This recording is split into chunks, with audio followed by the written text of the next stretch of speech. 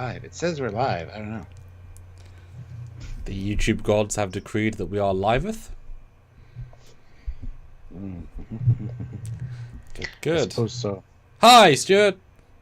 Hi, Samuel. How's it going? Have you been in your house all day doing nothing today? Have you been chilling with no movement around the country at all? Something like that. No, I've been out doing things. It's a very nice day out there today, so gotta say. Yeah. Are you officially past the snow season in Canada, or does it sort of instantly swap randomly on a dime? It kind of instantly swaps, and yeah, this week has been very mild. It's going to be like up to like 10 degrees Celsius most days this week, so pleasant. Goodness. Everything's melting and going away, but that doesn't mean there won't be snow between now and the end of like March, July. Oh no, it's not that bad here. I know. Into April we might get a little bit, but it's, yeah. What a testament. Hopefully we're on the uptick there. Yeah, we had our first actually blue day this year. And it's funny because we did some filming on Saturday and it was grey with 83% chance of participation. Or, you know... Participation? Precipitation. Rain. That was cool comedic timing, that was. That's comedy gold, that is. That's good. And I was like, you know what, it says that, but weather can be wrong. And it did not rain the entire time of filming. We were out for 3 hours. So, we beat the weather gods. But obviously grey is bad for lighting, so it wasn't great or anything. But it wasn't raining, and that was what we took from it. Today we're doing goddamn beautiful. But hey-ho. Yeah, it sounds like you're having the same kind of day we are over here. Just nice weather today. Sunny and beautiful. I'm saying not keen for the real heat to jump in, because yes, obviously heating's expensive, but I had to have the aircon on a lot during the summer, and that's going to... With electricity price, it's going to just be burning money in cool air. But I can't function without it, so... Stuffed! Yep. At least I can film in the heat, but I can't film in the heat because anything I want to do outside, it just get too hot. So... Can't ever win that. In the studio, God, you can't call the studio either. So there's a day in the life of... I just want a middle. A middle would be great. I thought we did Convergence last year, the big, 7-person shoot. It was ridiculous. Very expensive, my goodness. It was meant to be hot, and then it was almost the hottest, and then it dipped down for like 2 days, and was medium, like just. And then right after that, it went up to the hottest it's been in 15 years. So luckily, because that would have been, several £1,000s invested in, oh, well, we can't shoot because it's too hot. Great. Swell. Sweltering. That's good. So Stuart, what are we gonna sweat on today in our so we're gonna make our brains think. What are we gonna sweat on today? Well, as the thumbnail says, we're forging ahead with our watch of Picard. We're gonna be talking about predictions for the next episode. And there's a lot of LaForges in the next episode, 3 from what I hear. So I thought that thumbnail. Yeah. I thought that thumbnail was quite appropriate title. I kind of got a laugh at that one every time I looked at it. So, and if they don't bloody mention Mama Brahms, I'll be pissed. It's a nice payoff to have it be Leah Brahms. And boy, if she appears, even briefly, because they just hired her for Lower Decks, Yeah. Did you send me the pictures for this one? Oh, okay. I was gonna say, yeah, because we'll be looking at those pictures, guys. Don't you worry. Beautiful high-res pictures. I love them. Yeah. You wonder who took them because they're so nice on set and they're not from the cameras. Because that's good on set photographer. Although you tend to release the best ones, obviously. Well, I think David said because obviously Geordie has synthetic eyes, except when he doesn't. And he said because he took those during rehearsal, so I guess maybe they press photoed the rehearsal as to not interfere with the main shooting, which makes a lot of sense. It's very smart. Yeah. Well, that picture of Geordie in the museum, there's so many things around him. Yes. It's just great. Yes, there are. And apparently he walked on stage and he just smiled because he loves seeing all the stuff there, and he's like, he gave somebody a hug and said, "You guys get it. You get it." And that makes me happy to hear. Well, I think the implication was he gave Terry a hug. I think that's what the... Yeah, but I wasn't sure, so... Yeah. Could be someone else. But no, that's very Raven exciting. DeGray says Leah Brahms was married in TNG. Therefore, she couldn't be the mother. I mean, she was also married to Geordie in TNG. All good things, yeah. Yeah, I mean, they mentioned Leah, and it's unlikely he married another... I mean, it's not unlikely. Come on. It's unlikely he married another woman called Leah. Of all the chances. Yeah, so just because she was married in TNG doesn't mean that... That means nothing. You know, people get divorces, people die in giant spaceship crashes. Stuff happens, Stuart. Stuff happens. Does indeed. But you know what happens, Stuart? On Trekyards, Sam walks away and does a promotion. What's in a minute? Oh, he's leaving. I don't know where he's going. Oh, he's promoting this. Just spreading the word. Hit that like button, guys. There is 100 of you here, which is awesome. 48 likes, which is also amazing. Hit that like button. Let's try to get up to 80 likes right now. I think we can do that. Hit that like button. Consider joining the channel. There's a join button down there. We got a lot of fun stuff for joining, a lot of perks, and a lot of really cool ways to interact with us, including our official Discord server. So check that out, and you get a rank. You get assigned to a ship, which will be at the end of all the edited content. You get to see your name in lights, as it were, at the end of videos, and it's a fun way to participate and be part of the channel. So please do so, and we look forward to seeing you guys at least clicking the button to see if you want to join. We can tell if you've clicked the button, the join button, just to look. So go click it, see how much you can impress us. But honestly, the easiest way is just hitting that like button or heading on over to Patreon/Trekyards if that's another way you want to join the channel, because all the same tiers and perks apply over there. So please go check those out. If Patreon is more your thing, go for that. Or even just hit those links down below. There are links to the Teespring and the TeePublic store. We got some really cool Trekyards merchandise and a lot of really great fun stuff by some very talented people. So if you guys want to check that out as well, we'd really appreciate that also. In the conversation, these lives are, you know, to hang out with you guys, get a feel for what you guys are thinking and what you guys want to talk about. So by all means, super chat in with your thoughts, ideas, comments, questions, anything like that. We will address them, we read them all in the air, and we will talk about them. And it's a good way to be part of the Trekyardians community. We love you guys, and we don't want to sound off here in a vacuum. We want to include your ideas and see where that takes us, because we really like you guys and the community that we have, and we want to hear your thoughts. So Bradley says, do you think Geordie married Leah Brahms? Possibly. I mean, like he said, he was married to Leah in All Good Things, so it'd be kind of neat, actually.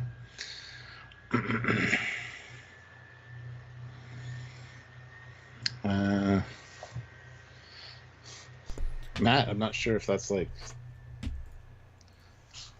Is that made up by you, or is that like beta canon? I'm back. Leah Brahms' husband dies in a mysterious shuttle crash, and her crush happens to be the most brilliant engineer who ever lived. Suspicious? I mean, she's probably mentioned in a book somewhere, but... Yeah. Unless you include her DS9 alter ego as being canon, then perhaps... You know. Perhaps she was not married in that version. We don't know. Well, she was a captain, wasn't she? Yes, Captain Lakota. Lakota. The only other time the Excelsior Reef exists in canon, which is ridiculous by itself. Okay, good. Hey ho. But yes, I've shared.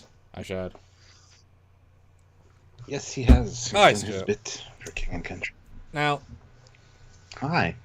Now, what's confusing me about this episode, Stuart, and I will admit, I'm thoroughly confused, actually. And I'm not saying that to be dramatic, actually, I'm really confused. Because there was a next time on teaser trailer, and I should pause in my statements. Why? If you look at the chat. Oh, I don't... Hold on, I was doing something else. I was downloading something. That's okay. That you sent me. Matthew. What, you want me to welcome AR? Yeah. AR has joined the channel and the fleet at the rank of Ensign. Welcome aboard, Ensign. Yes. We need to update our ship things now. Thank you so much for making our lives more enjoyable. We love doing that. We love seeing who gets shuffled around, what ship you get assigned to. So you'll be in this video as soon as it is made and given to me. Which ship, we don't know. It could be the E, could be the Titan, could be the Prostar, could be the New Orleans class something. I'm trying to remember all the ships. Batavia, Columbia, yes, etc. When you look at these shots, Stuart, there's more ships to come. We have many in the bank, guys. If anyone wants to throw in, if you press the join button, guys, and go for a captain rank, this thing will entirely change. You'll shuffle the whole deck, and you'll be there on this. And we appreciate any and all support, and that sort of support is phenomenal. So consider it. We thank you in advance. Yeah, getting new captain or admiral is always fun because we do need to shuffle the rest of the crew around. So you don't get to stay on your ship; you get randomized, which is fun. As always, you guys control the conversation. That's true. All right, so my confusion. So yes, we know from the brief trailer on Next Time that the Titan does make it to Daystrom. We also know from Geordie's background that... Oh, where's the two? That they do go to the museum, because that is the museum, you can tell. I am kind of shocked if the implication is they go to both Daystrom and the museum in one episode, given that both are giant story beats, and we both kind of assumed they would spend significant time at both, given both are really important. So to have both seems odd to me, because Titan does go to Daystrom, and you would think that Titan would be at the museum. Thoughts?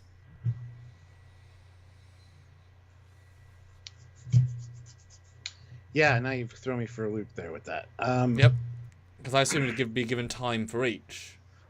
But if they're sharing an episode... Well, what I think's going to happen is that Daystrom and the Daystrom Station and the museum are close by each other. Let's say they're in the same system.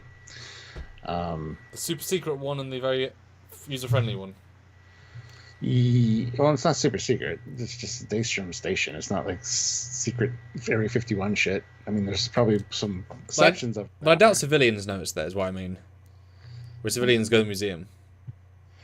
Yeah, but they're not going to be right next door to each other with a big sign saying, that's a Daystrom Station. Just ignore that over there. I mean, you've seen space maps and space... at space roundabouts, you have little space graphics that show you where to go in space. Left is Daystrom, right is Secret Warehouse 13, up is Chrono 7. No relation.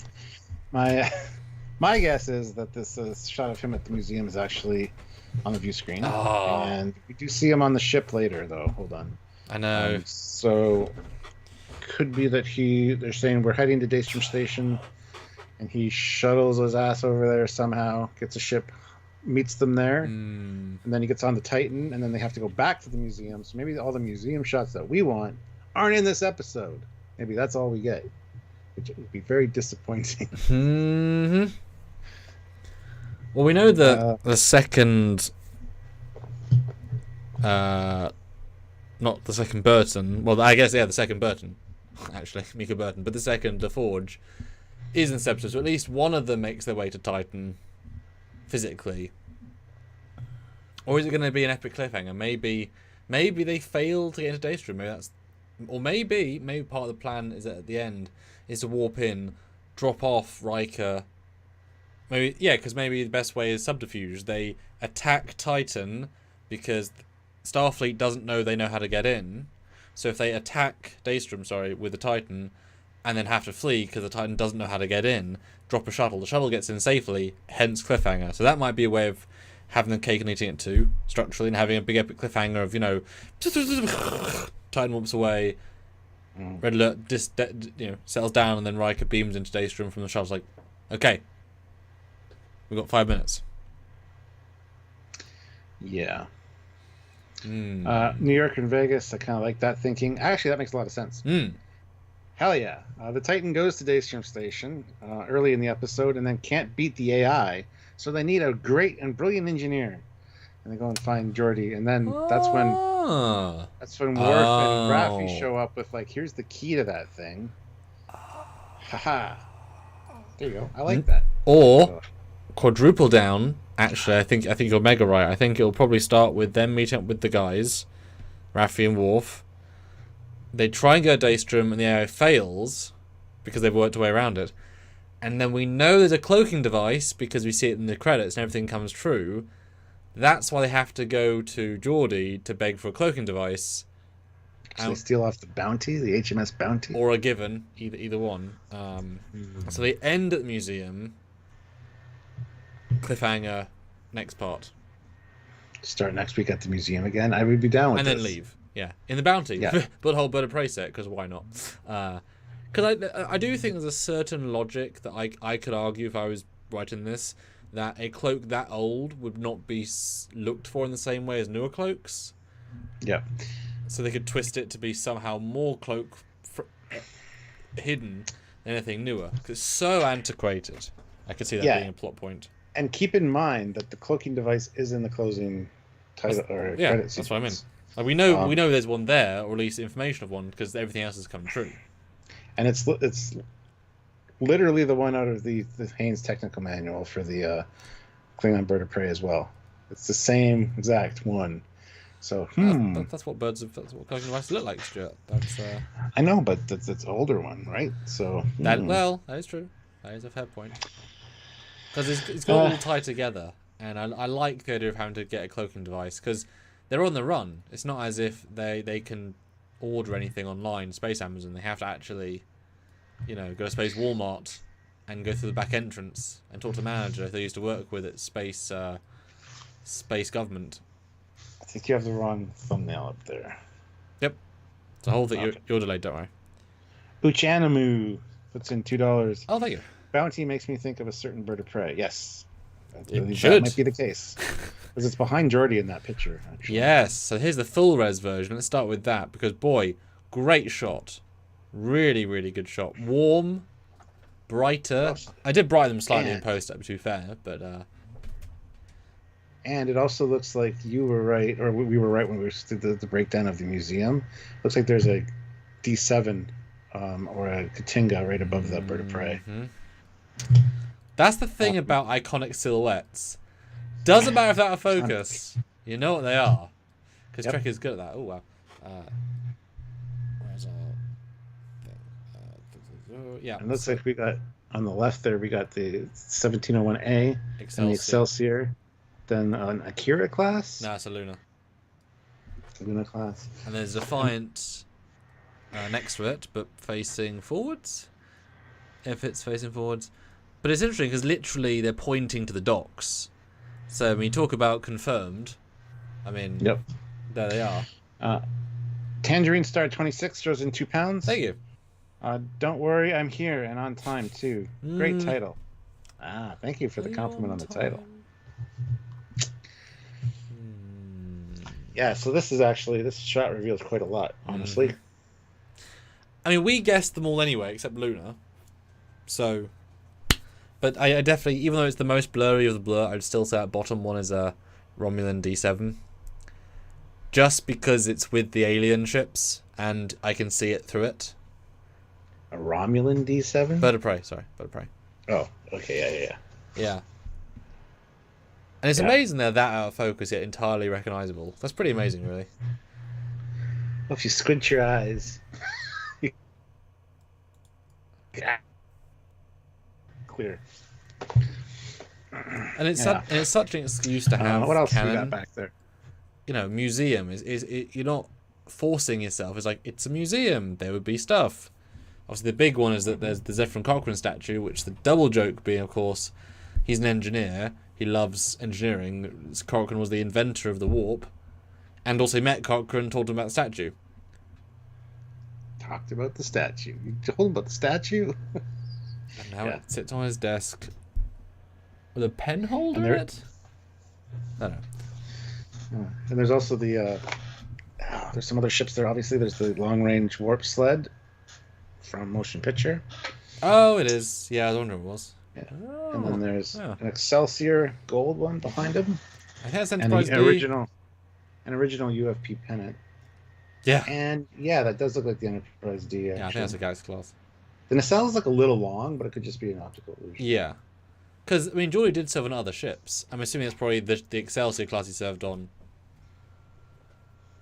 That's fine. And then the Galaxy. It's unlikely he started on the Galaxy, on Enterprise D. He wasn't that young. And let's be honest, there's a lot of Excelsiors in the fleet, so it's okay. Merlas says, what's the gold thing on the desk at the right? That is the warp sled from the motion picture. Did not clock that. Good shout. Yes, sir. It's very excited. But obviously the giant question is what will we see versus what won't we see? Never. Because is it good enough that they're just part of the displays? See, that's the thing. Terry and crew, they know their Trek. They know what the fans are looking for. They're not going to go, here's Starfleet Museum. We're not showing you anything. Or here's a quick pan by of everything. There you go. I think they're going to let it. They're going to let it sit. They're going to give us nice slow pans or shots, like the wonderment of coming up to the museum. I don't think they're going to screw us by shortchanging us in that way. I mean, you say that, but when we had the fleet in season 2, they didn't give us sexy close-ups of all the new ships. Not to say the museum ships, we didn't get that same level of look, embrace. It was a giant fleet shot, so I'm wondering if it will be more okay because a hero shot needs a hero model, and if you're building every legendary ship in Trek, that's a large amount of CG budget. They're right there. So, but if they commission low-res models, relatively speaking, they could do a giant long shot, and it's like, oh, I see them, because they're not going to do 19 close-ups, are they? But they might fly past 2, and then see them in the distance. Is it possible that one beneath the Excelsior is Voyager? No, nacelles are way too... Well, no, the nacelles are way too long. Well, that's a secondary hull, though. That's just how the secondary hull would look. I mean, it's got a mission pod. Oh, I guess maybe.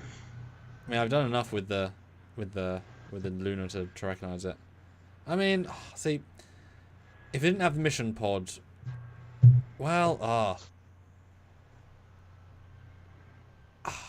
That's why I said Akira at first. But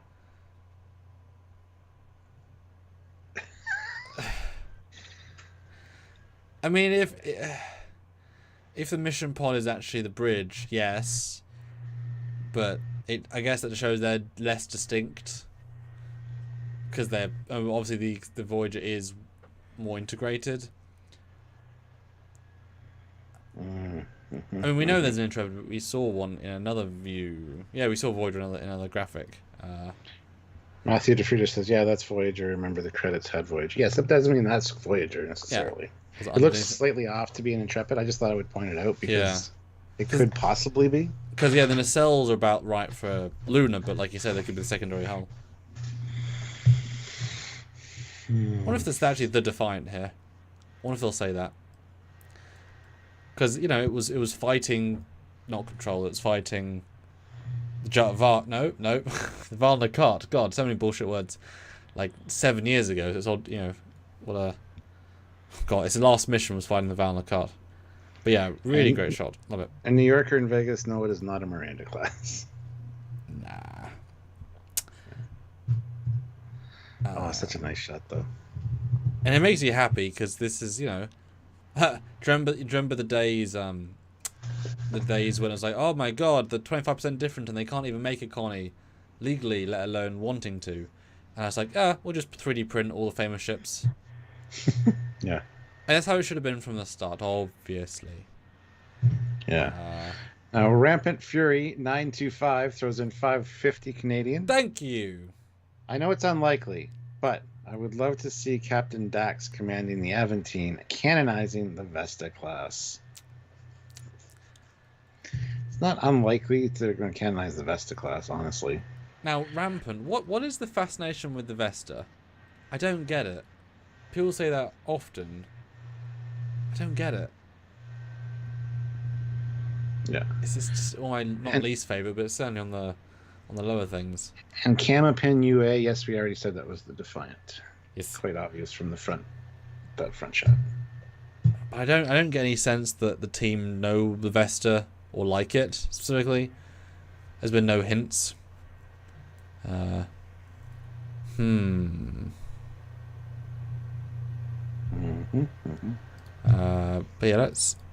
yeah, very nice. I look forward to seeing, just embracing the vibes. Oh, they're all different sizes. That's an unhelpful shot. Picard looking great. Thanks, CBS. That tells us so much. Ah, yes, the welcome to Titan of the. And this is great because this is actually a really high-res picture of Worf and Picard. And I was able to brighten it, but also it's a special format you could brighten in post. Very, very clear shot of his uniform. And wouldn't it be great if all the shots were this bright, Stuart? Because all the details really come across super well. Yeah, this looks great. This is more what I would like to see, but... Yep. Oh, well. Yep. But, I mean, boy, and height difference, geez, it's, oof. Opposing. Yeah, not much to just really... pride. Yeah. Because, we were obviously wondering, could Worf come back? And the irony is, if Discovery had made Michael Dorn an offer he couldn't refuse and be in Discovery, this wouldn't play as well, obviously. Because coming back for the sake of it, for a small role, but this genuinely is the, the hero of the legacy. Meeting the hero of the legacy. Mm-hmm. Good stuff. We don't have an amazing view of every single ship we are going to riot. Yes, yeah. Maybe. Yes, Worf's ass, yes. Oh. This next shot of the four of them lined up, I'd never realized that Riker's uniform was textured like that. Mm. It's kind of like a suede on the top. With I did mention in our video. I know, but I didn't see it look like the picture like this, though. I know, it is. Yeah, it totally changes the vibe. Because they've also released those pictures at the cruise, and it's like, oh yeah. And I said it and be like, that's a weird side. I mean, I'd rather suede than leather. Because everyone's about to change uniforms again. Yeah. But yeah, what an A-team right here. And Beverly finally gets her jacket. The other jacket uniform. Mm-hmm. And this, I guess, is the transporter room? Yeah, it would have to be with the... Yeah, I would think so. What a welcome party. Yeah, and they all look great, too. They do. Kyle Wong, though, throws in £5. Thank you. I heard it's what TV you have which determines the brightness and color. Well, that's stupid. Yeah, so it's a case of if you've got very, very advanced televisions that can process it in the way it's intended at a movie quality, it looks great. If you don't, then everybody else has a worse experience. And guess what, Stuart? That's most people. Yep, I'm aware. So they're applying the standard of the highest possible standard, which almost even I don't have that, and I have a nice TV. I value those things. And it's funny because obviously the Blu-ray that's on you to preserve it in the way you intend, but for first run you'd think to modify it for a more medium performance. Yep. And that's why all these stills just look nicer because they're brighter. All the production stills all season just look nicer. They've misconceived how bright the expectations should be. But there you go, Raffi and Worf beaming in. Boy, he's tall in her as well. Michael's a tall man. Mm-hmm. Those funky back plates on the transporter are really throw me off with the way they go in like that. It looks like they're in motion all the time, which is a good thing, I guess. I really like her jacket there, though. That leather Starfleet jacket. That's the first time we've seen her in uniform this season. That jacket with that holster, I think that's very cool. Very good look. Yeah, I hate the holster though. Starfleet officers shouldn't have holsters like that. It's a gun. It feels so antiquated, Yeah. Even in Star Trek 6 people, they have I don't remember them having holsters, but it just feels such a step backwards to have a gun holster on your leg with a buckle. It's just so old. It's kind of a choice though, because I'd like to have one like that if I was in Starfleet personally. I don't know if you could, but my character does. It's part of my Trekyards uniform. So. Yeah. because that's why like TOS was cool. It was velcroed to your trousers. It was so advanced. It hung there, and then all the TNG ones are just integrated. It's not meant to feel anything. That's just a gun. It's and they could probably work out a way of having it be sort of more stealthy, integrate into the trousers more or something, like have it be less just a gun holster, but whatever. Now here's the question. Do you think that their Worf and Raffi coming aboard is going to be like at the last part of the episode? Do you think we're going to have a whole bunch of time at the museum, pick up Geordi, do whatever, head to Daystrom Station, and then meet up with Raffi and Worf? Or do you think it's going to be near the beginning of the episode where this happens? I'm hoping for at the end of the episode, honestly.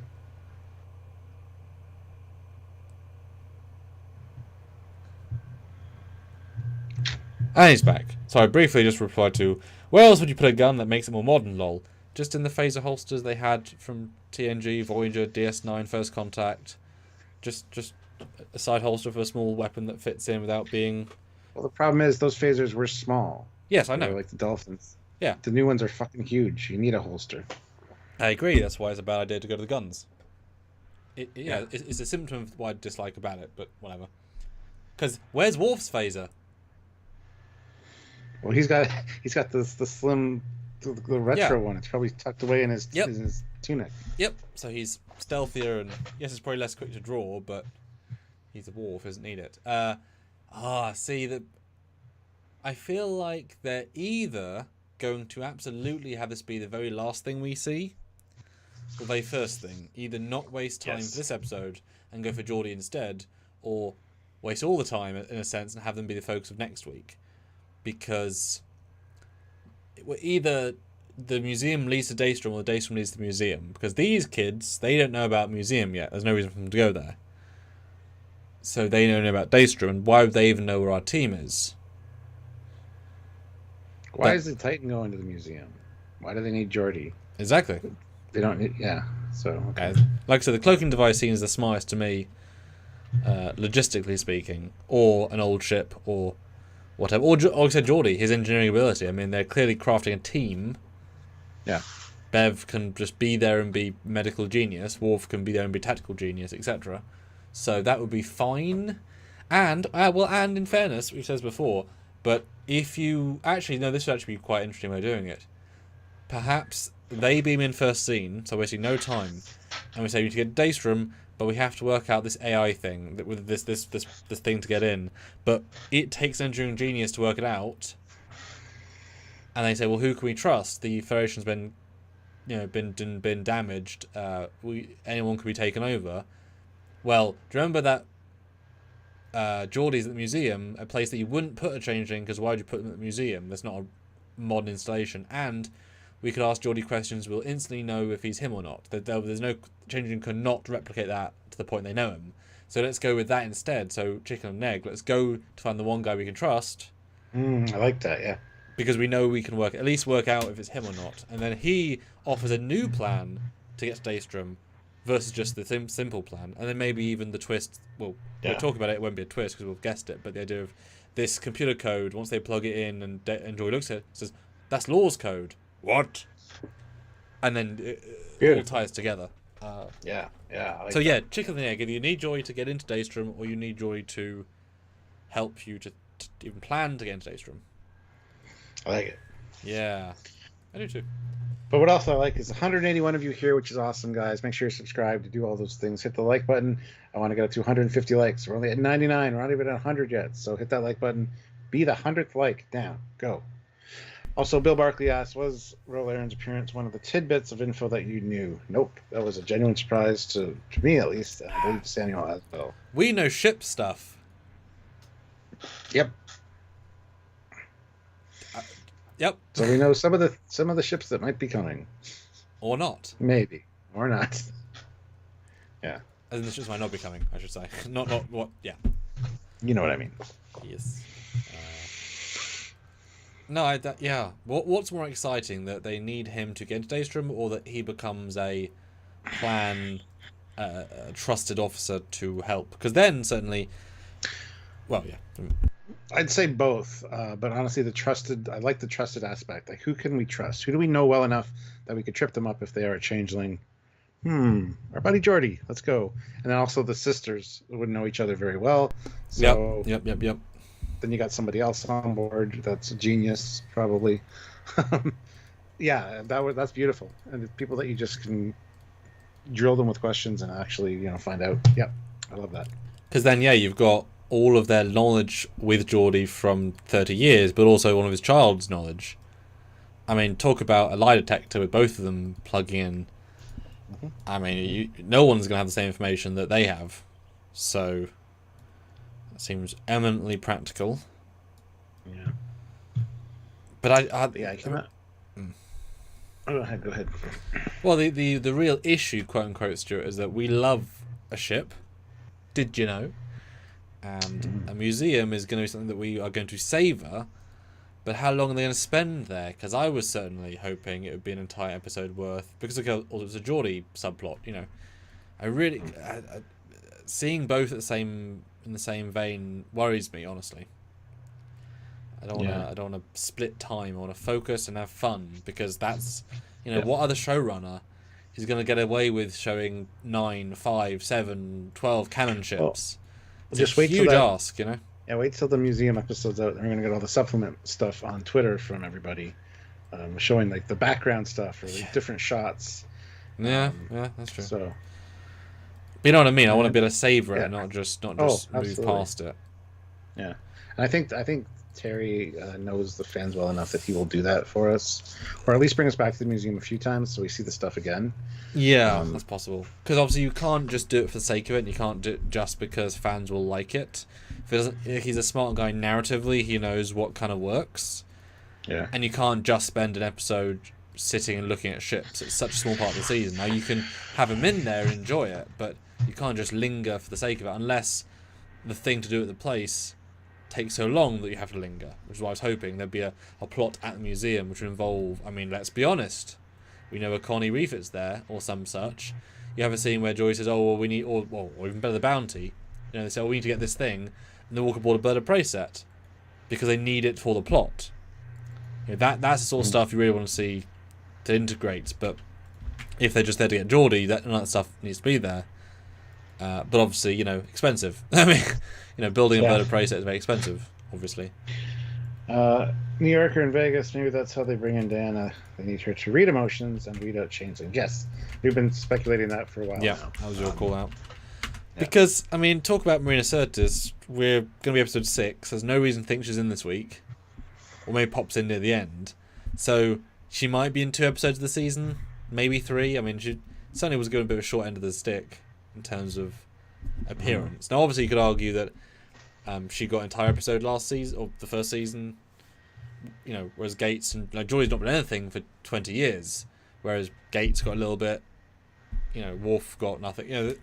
You can argue that, but it's like you imagine this, you're doing this grand pullback of wow, we're all together again. I'm in 2 episodes. It kind of shows your importance or lack thereof, which is kind of sad because they're all important in their own way. Yeah. But how do you fit her in anyway? Technically she's been in 2 episodes, I guess, if you want to be technical, but she's not.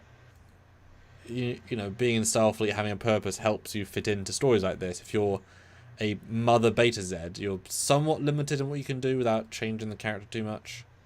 And these aren't complaints by any means; they're just functional elements. Corsair Raven says how many episodes are left? There are 5 left, so not much at all. And Kirk Novak throws in £5. Thank you so much. What these people need is Garrick. Solve this in 5 minutes and still have time to tell a cryptic story. We've seen Ro with all the complicated makeup. But we have seen Ro. So you don't know, Stuart. You don't know.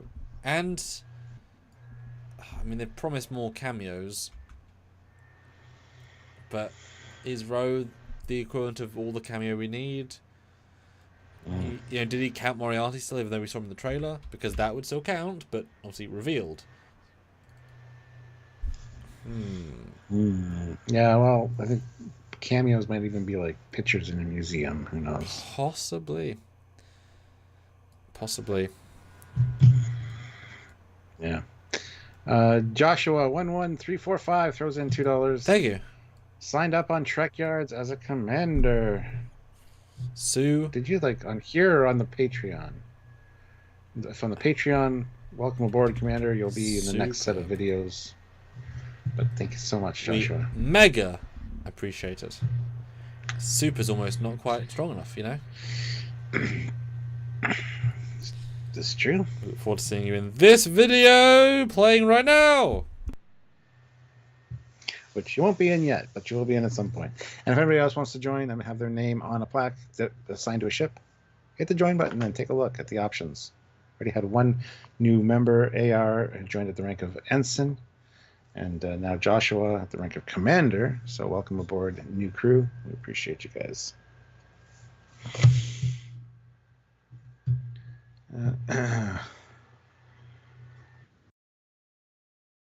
What's in the relationship between Odo and Loxana? Yes. We still haven't seen Geordi, Lore, or Moriarty yet. Yes, you're correct. But I think they're... Lore is definitely the next episode. I mean, Lore Geordi is definitely the next episode. I meant to say Geordi. My brain was like... Or are they going to literally beat us over the head in the next episode? Are we going to say, well, we had half a season of fun, of chill fun, build up, but are we going to have a situation where we need to get to the epic conclusion, right? Because now we're building into the end game. We just got to have an infinite war first, obviously. See what we did there? So are we going to have a scene actually at the museum, irrespective of the main plot, with Geordi and daughter dealing with Lore in another situation? And then he's called upon by Picard. Maybe even Geordi is doing something dodgy with Lore and gives him a bit of character motivation besides the guys. Because then you can imagine the crew turns up coincidentally around the time he's dealing with Lore, who's got loose. Because remember, what did the changing steal from Daystrom? We don't know.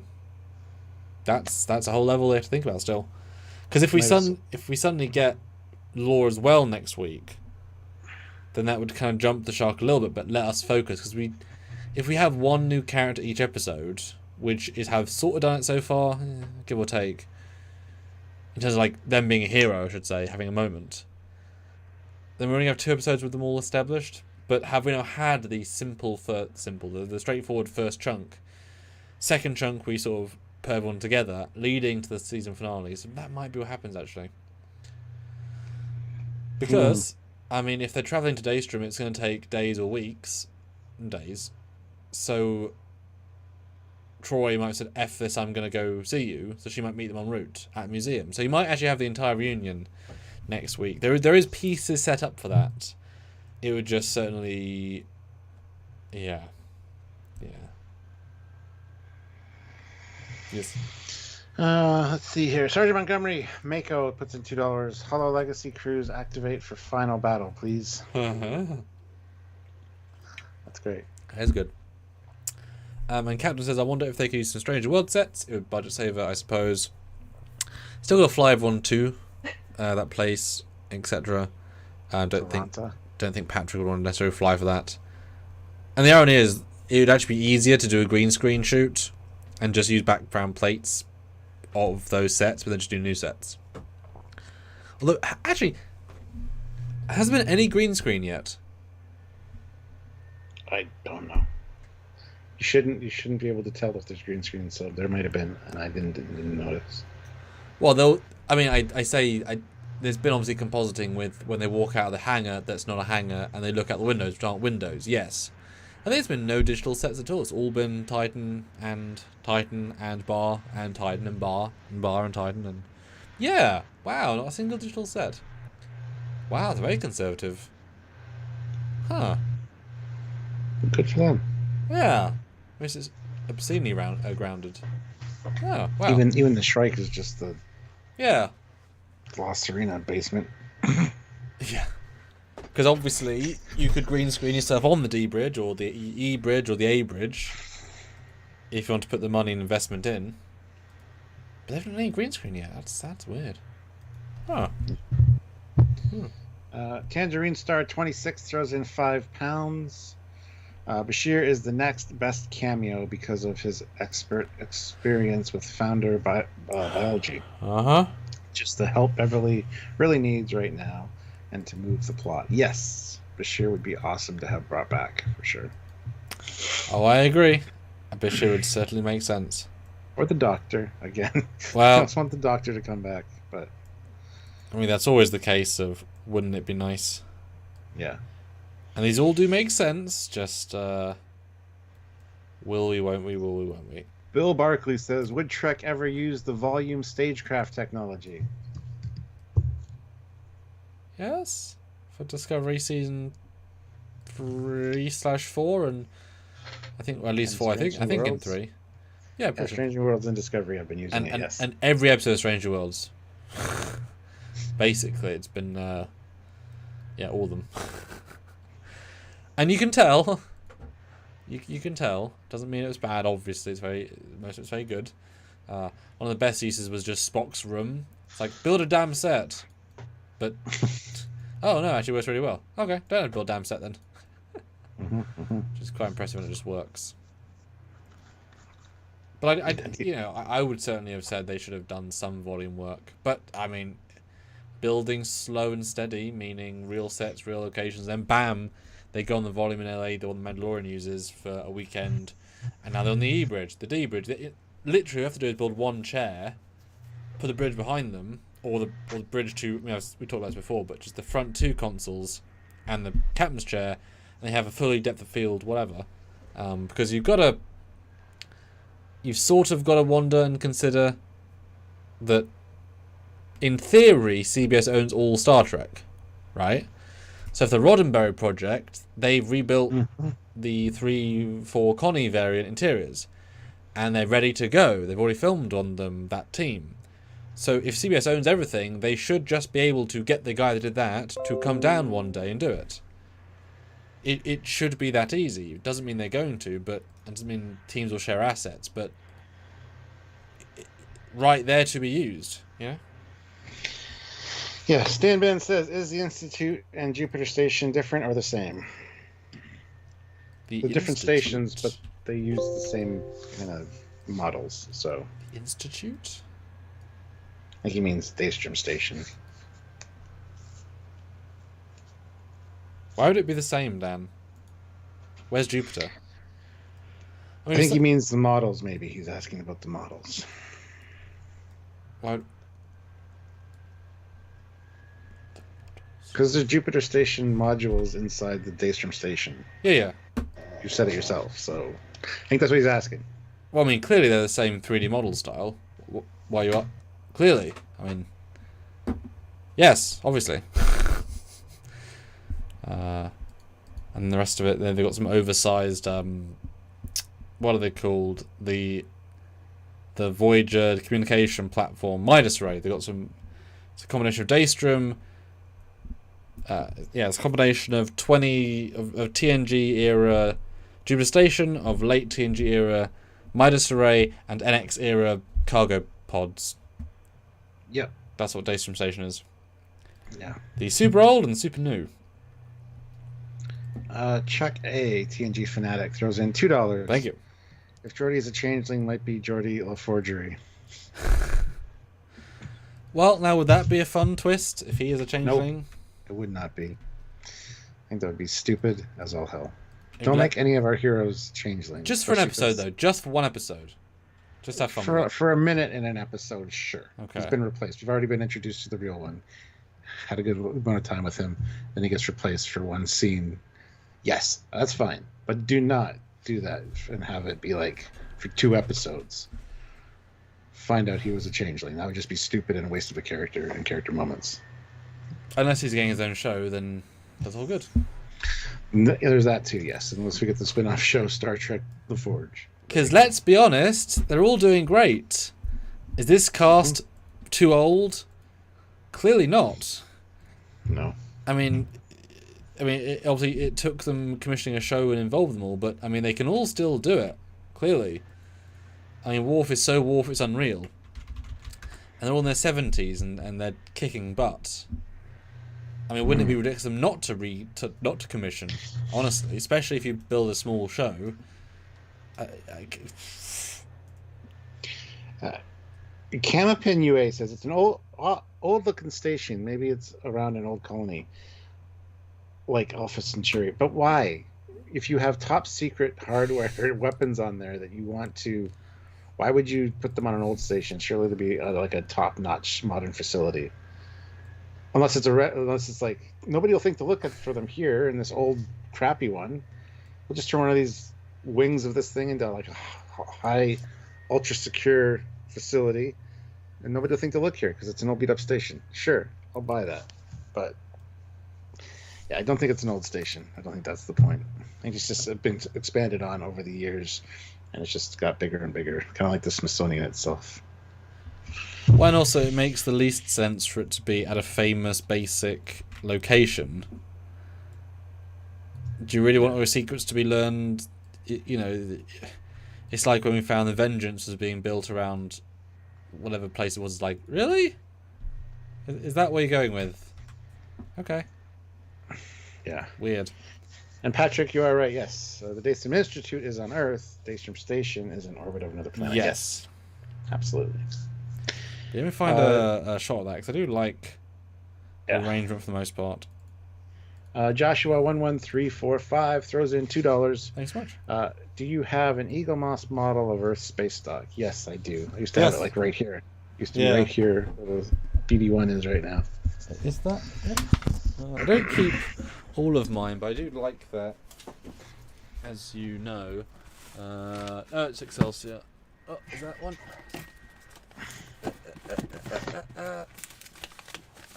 Yeah, space dock right there. Good. New Yorker in Vegas. Guys, seriously, the AI security at Daystrom is clearly Andy Dick. How have you not figured this out already? I have mentioned it. I have said EMH Mark II. Well, he just said he needs to come back. He didn't say anything about him being the security system. Shush. So I was taking credit. Shush. I know you were. I was shooting you down because that's my job. Look, you and your quantums, okay? Stop shooting me down. Oh, you're in quantum this show. Maybe it's all around memory beta. They need to have a memory beta. That'd be great. That'd be friggin' great. That's where all the really cool stuff is that's not official. It's like Area 52. All the real secret shit's there. Yeah. That's great. So this is the station. Love that. This is the station, guys. Now, what I will say about it, except it's insane kitbash level, is that it's also really well lit. Lovely green planet. It's very un-Picard-like in that, as an early Picard, like it just looks nice. It could almost be a shot out of Voyager, almost close-ish lighting. Yeah. It's what do you think of the rather large Midas arrays? Because the Midas array is actually a shuttle-sized, give or take. This thing is sovereign-sized. I think it's fine. I mean, they're just obviously different technology than the Midas array. Clearly, don't you know? Can't you tell? They're bigger. They are bigger, Stuart. Yes, you're right about that. It's one of those things a lot of people will subconsciously see things that they recognize but not know where they're from. So they'll be like, that's very much Star Trek. Okay, just moving on. Most people aren't going to scrutinize the image of the station to find what pieces go or from what. You say that, but if you're watching Trekyards, then... Well, if you're watching Trekyards, you're a different brand altogether. But yes. Yeah. A special breed, we call you. The Trekyardians! In outer space! Cobweb Bobbler, which is an interesting name, throws in $5. Thank you. Episode 6 will be a bit of a letdown because it's going to be a setup episode for the final act of this 10-hour film. Think exposition. Yeah, but if it's exposition at a museum with Joy LaForge acting with Patrick Stewart, you're not selling me on it. If it was Rios and Girardi, an episode with them doing setup, I would be unhappy with life. I'm fine with this. Chuck A says Barclay cameo maybe at Daystrom. Wouldn't be surprised. Oh, imagine if he's the head of Daystrom that I could buy. Oh, and then it's even more sad. Maybe well, actually, if you think about it for a second, you need to get Barclay to get through to Geordi. And only Geordi knows Barclay in a way to know if he's a changelings or not. So maybe it's as simple as that. He'd come along to prove that Barclay's Barclay. And obviously one of them says broccoli because he'd have to say broccoli just for the sanity of the fans. New Yorker in Vegas. Wait, Trek has never had size inconsistencies before. How can they mess that up?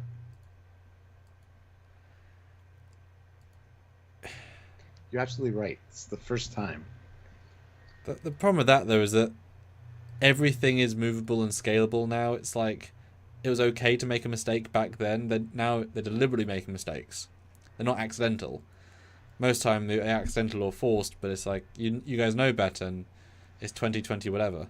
It's like, oh, Stuart, it's like, you know how Star Trek TOS is the canon? They wouldn't think of changing that. They never do that. They never change things because they're not that silly. Oh, someone did it. So, things happen. They're a bit weird. And now I'm sad. No. At least we're going to see the Enterprise refit. As in the A refit. Yes. Because that model also was in the Director's Cut 4K remastered. So there is a very, very nice refit model. Which again, if they were able to get the assets. It's right there. Yep. Matthew DeFreitas throws in $2. Remember, Barclay was the last one to use Moriarty. That we know. I would strongly not believe he was the last to use him today. Yeah. Barclay would be very good, though. He'll be very, very logical. You would. The grey Barclay. Grey head. Kyle Wong throws in £5.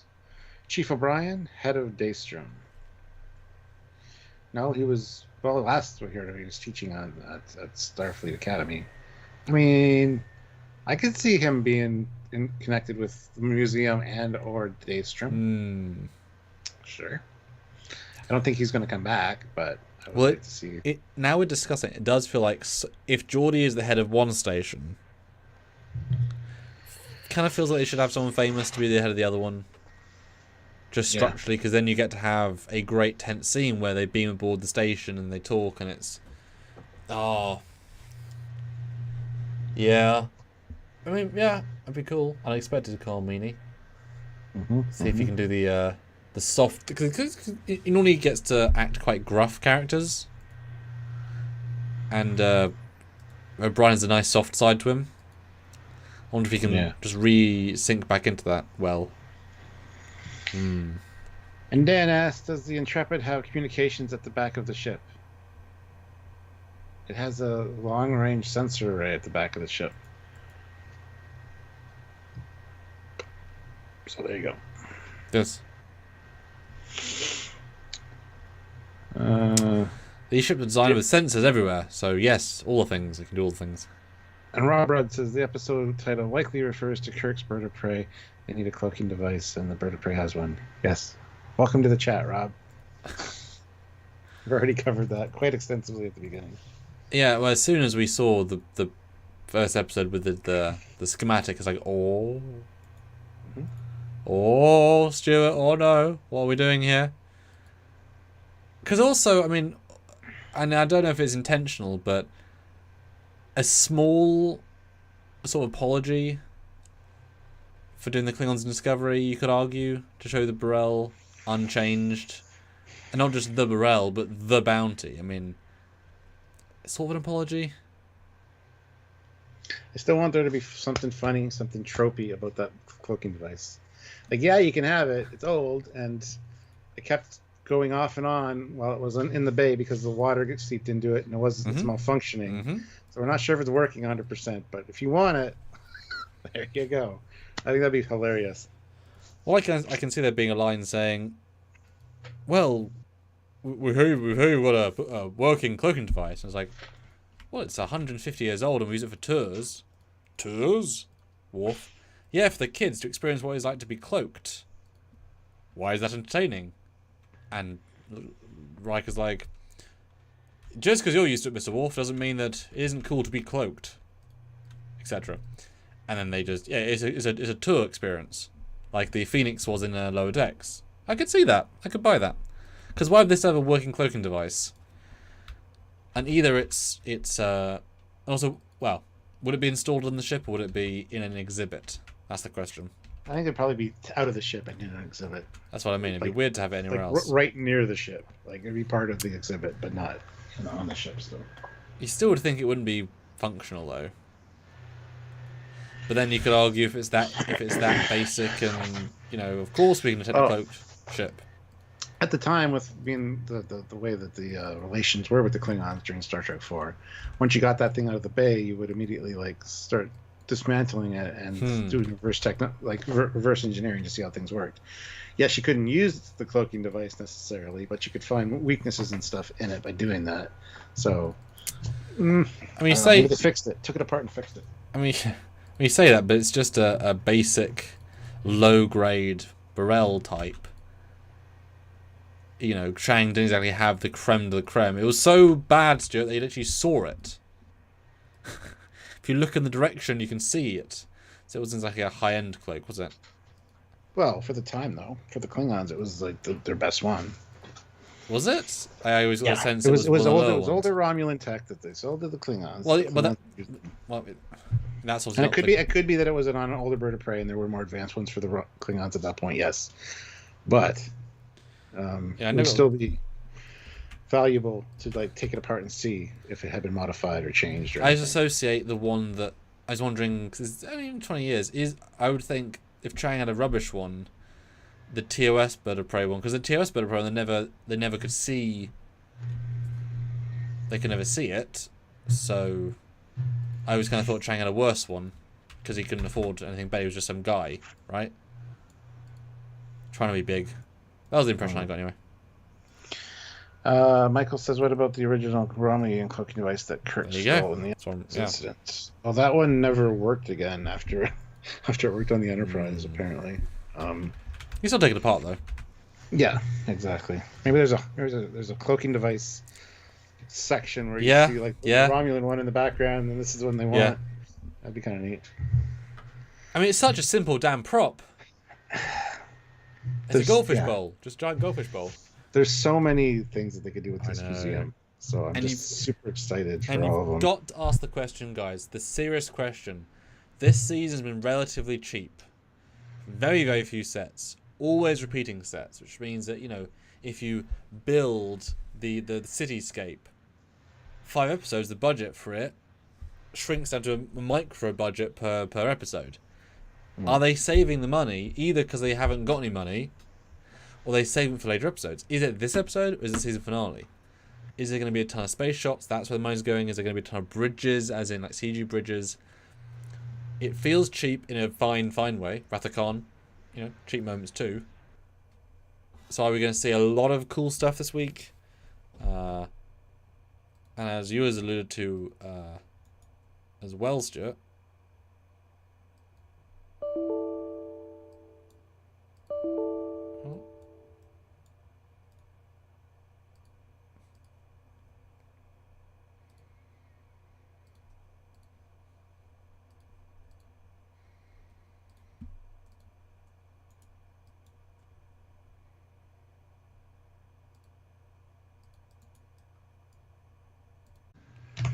Perfect. Hey, we're back. Hi guys. So my graphics card crashed. Sure. It wasn't the Canadian internet this time. No, it was just computer saying no. I said something. It was like, "What do you think, Stuart?" Yeah, and I thought I just had the typical freeze thing that happens to me occasionally. Yeah, and you wait just long enough for it not to be that, and then you. Yeah, it's yeah, we sort of know what it should be now. Are we still live on the same live? It was just computer. Yes, excellent. Because in the olden days, it would kill the stream. Thank you, YouTube, for fixing that and giving us a grace period. We just jump back in. Thank you. It's a big fix because you guys are all still here. Casey says, I like this. Could it be that it was a good cloak but bad fit for that for a bird of prey? Yes, I actually like that. If it was a cloaking device designed for a larger ship and they had to like jury rig it in there, I could see that would cause the shimmering effect. I like that because later in DS9, when they actually steal a cloaking device, the Ferengi, it's like smaller unit. It's a much smaller unit that they're just kind of carrying through the corridors. So it could be that it was the wrong cloaking device for that model of ship or that size of ship. I like that. Too much power. Yeah, I mean, he just grabbed literally the first thing he could get. That sounds like, no cloak is too powerful for my ship. Sir, shut up! Whatever your name is. What's his name? Crew. Yeah, but what's or Maltz. Maltz, shut up! Yeah. Maltz, Joku! Don't move or I shoot you. I always kill my gunners. I'll make you my gunner. You'll die before too long. Yes, my lord. I'll go star in Cheers soon. Was he in Cheers? No, he was in Night Court.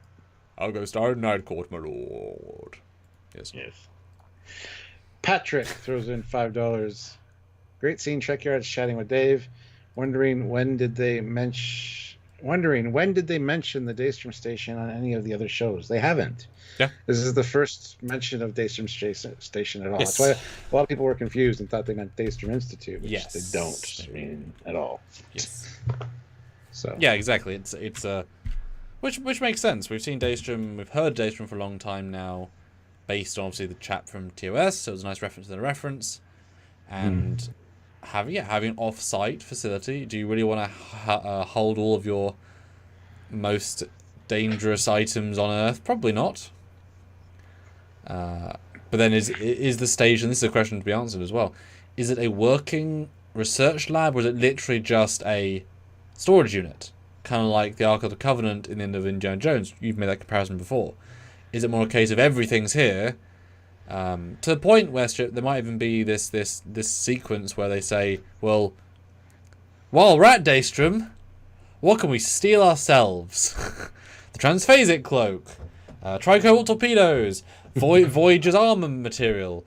They might go shopping. That's where the money comes in. Fun. Yeah. I mean, that could be fun. Yes. Ooh, or they blow it up. Maybe Lore has a hissy fit and blows the whole station up. Ouch. Manny Electro, have we heard from the botany before, or from the bounty before? Or are people assuming it's going to be the name of the ship equipped with the cloaking device? Well, see, that's the thing. It could be the bounty could refer specifically to Jack. He was being hunted by a bounty hunter. Mm-hmm. Technically, that makes him the bounty. But it could also be, since it's a museum episode, the HMS bounty. Could be a double meaning to the title as well.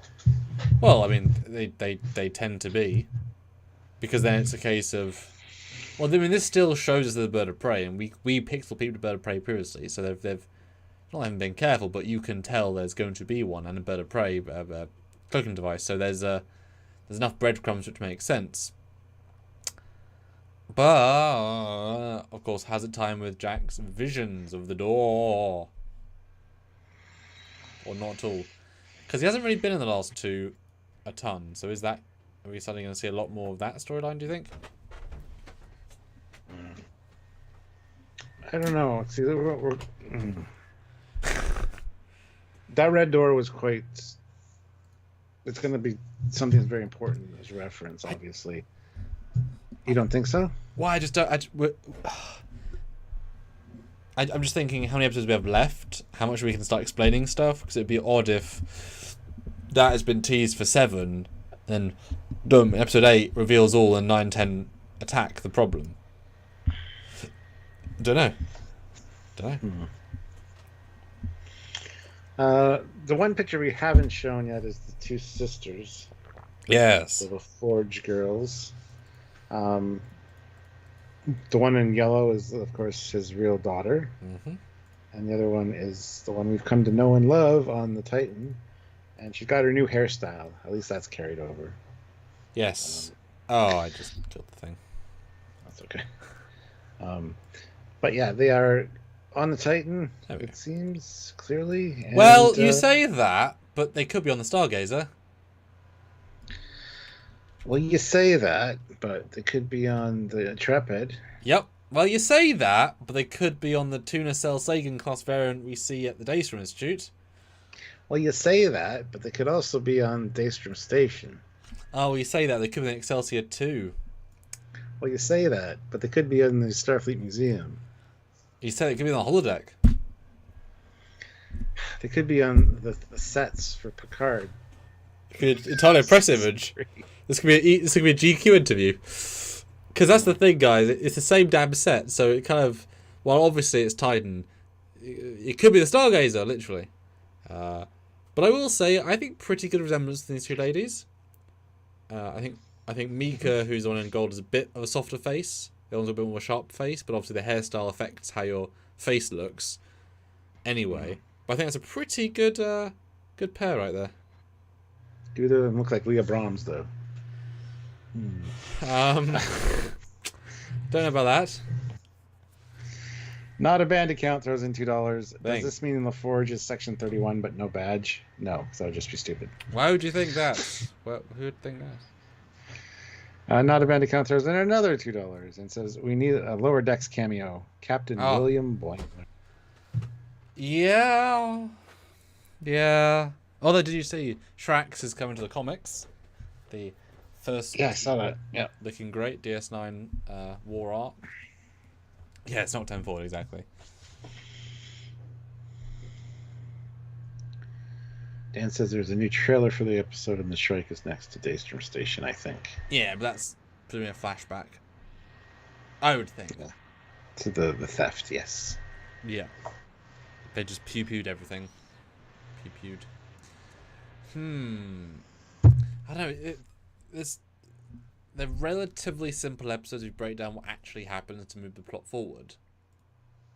But it depends if it's a setup episode or if it's a payoff episode. It'll be a convergence of all the teams and exposition episodes setting up the second half of the season. Because we're right at the midway point. Let's get everybody together. Let's have them all together for the last couple episodes. Well, except, Worf and Riker take off and do something, but it could just be... Well, we also see Riker captured by the Shrike, so... Actually, that's I'm going to go watch the trailer again, see what we haven't seen yet. Yeah. The actual full trailer. I haven't seen it yet, so... No, the full trailer that we saw months ago. Oh, gotcha. Because we've seen that stuff, we've seen that, we haven't seen the F, obviously. We've seen the pod, we've seen Jack, we've seen... Shrike. Sabco Bids says, actually, instead of Lore, Badgie should be the AI controlling the station. Yes, Badgie should be the AI security system. That'd be great. They're pretty funny. Have an army of peanut hampers that we can deploy to kill people that try to infiltrate the station. Totally makes sense. We haven't seen Vadik attacking a out-of-power damaged Titan. Okay. We haven't seen That's Riker... in episode 8, probably. Probably. We haven't seen Ozzy going up to the space station saying hi to Geordie. That's also next. You haven't seen Riker, Worf, and Raffi in a robotics lab. But that's when he's in his new uniform. That's when they're in the leather new uniform. I think we've seen basically everything else. Have we seen Raffi hold her hand up to a hologram of her daughter or her granddaughter yet? Yes, that was in episode 2. I don't think she held her hand up to it, but you saw the granddaughter in the foreground. And yeah, I don't remember she did this in the trailer. I don't remember that. It could also be cut out footage, right? Yeah. Because sometimes it's put in trailers. Got Lore in a new uniform. We got a giant shootout with Seven. We got Maria Curtis. You got... Now we know that's Worf. Got that already. We've seen most of it, which is good and bad, obviously.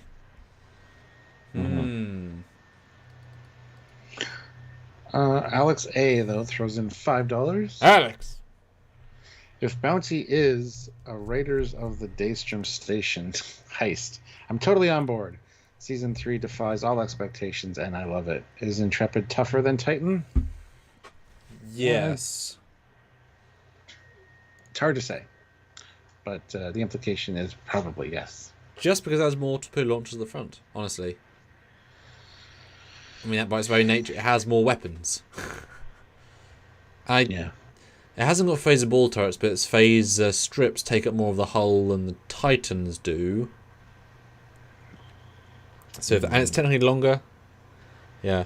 And Cosmo, why the AI be Moriarty makes no sense. Well, Cosmo, you say that, but if the whole point was that he was created to beat Data, who was already an insanely able AI of his own, and then he evolved as he was thinking over the course of, 20, 30 years,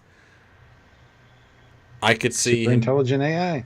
Yeah, but with the baseline of a genius who is not cruel in this and that version of Moriarty, and they offered him, we'll keep you alive, we'll give you a synth body, we'll give you a synth, maybe it's not that it is going to be that, but if you're going very fancy, you could have always had a scene where, if you've seen Andromeda, haven't you, with Kevin Sorbo? I haven't seen all of it, but I've seen most of it. Maybe the ship is both an AI in the ship and also a physical body. So you have Moriarty in a Starfleet uniform as walking around, and then the hologram of him is the other, which would be quite funny. Yeah.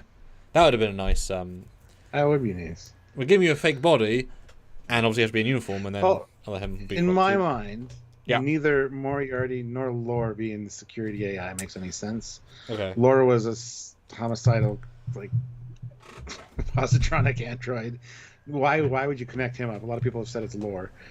And Moriarty was created to be a criminal mastermind that could defeat not only Sherlock Holmes but also Data.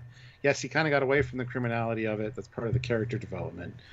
So he makes the most sense, way more than Lore. But a lot of people are saying that Lore is the system, and you need Moriarty, who's on that chip that Kryn gave them, to defeat the security system, because Moriarty can beat Lore, Data. So there's two different theories, schools of thought there, and I don't know how it lines up, but I'm interested to find out. Although certainly the way they might play it, because we know that Moriarty, well, we thought it was that, but perhaps there's a copy of Moriarty's program, a simple version, on the chip that the guy has to get into Daystrom. It takes a Moriarty to take out a Lore, and they have to activate it to double check that it works, hence Moriarty appears, and they convince him to help because he's a sentient whatever. Because you can copy holograms. It happens all the time. Copy programs. And that's why he's on that arena, because maybe they find him, because there's a chip. They've already got a chip. Well, maybe maybe the episode starts with them having the chip, because that's what the Ferengi gave them. They turn it on. It's Moriarty, to their surprise. Worf knows Moriarty, so says, "You will help us. This," and says, "Oh no, well, my friend Lore is the AI that controls Daystrom. I may be let in and out if I can convince him, but he won't listen to me now. Only Geordie, who knows Data, could get through to Lore. Could be the logic one could make as a reason to go see, and they can't justify getting to.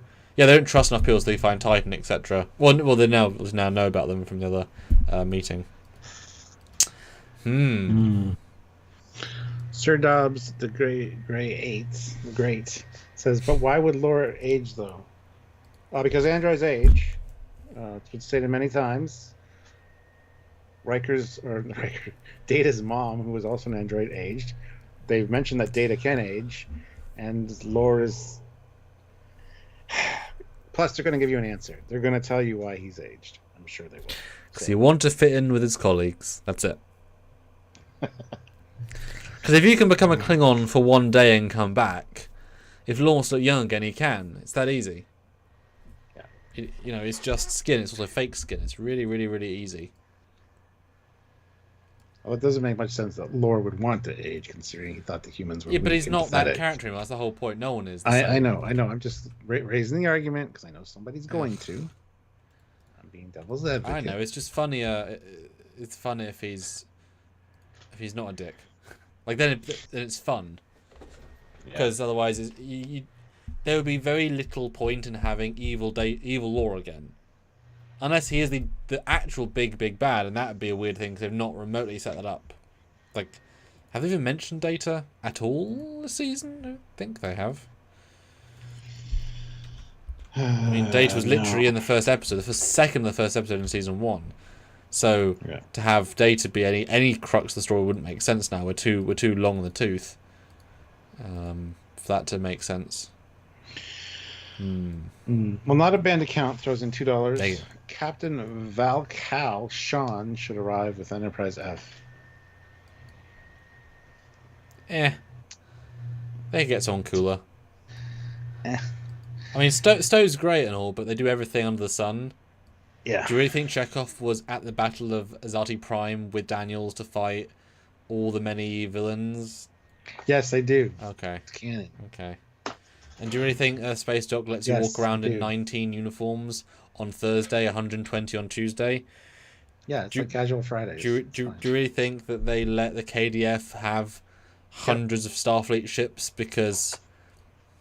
Shut up? Yes. This is the universe. That's beautiful. Shut up. Stowe is a game. None of that lore is going to be canon. But no, it's not. You take that back.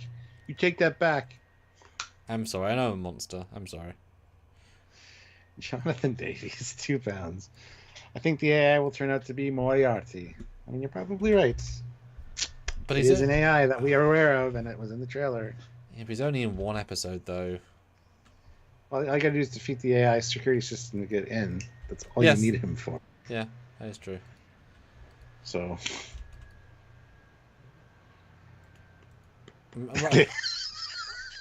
Sergeant Montgomery. They walk around in 300 different uniforms on New Trek now anyways. Point taken. Shut the hell up. You're 100% right. Goddamn. I mean, in fairness, if they were doing the whole screw this, we're doing every uniform, let's see some TNGs back on the roster. You know, if we're doing it, do it. You know, do it. Have some Voyagers, have some TNGs, have some Allspice. That was good call, Sergeant Montgomery. And James MCD. What about Sung's organic son? Can he rebuild his evil android brother? So he died off screen, says one of the logs. Really? Yeah, they said he died. So they closed that loophole by killing him off screen because he wasn't actually relevant to a Bond. This is the way. I know. Well, apparently. It's as if the new showrunners think it's a bit daft. Like, who the hell was that guy's mother? Seriously. Yeah. Anyway. This Jericho says Geordi's kids being robots makes sense. Oh my god, it does. 100% does. Being robots?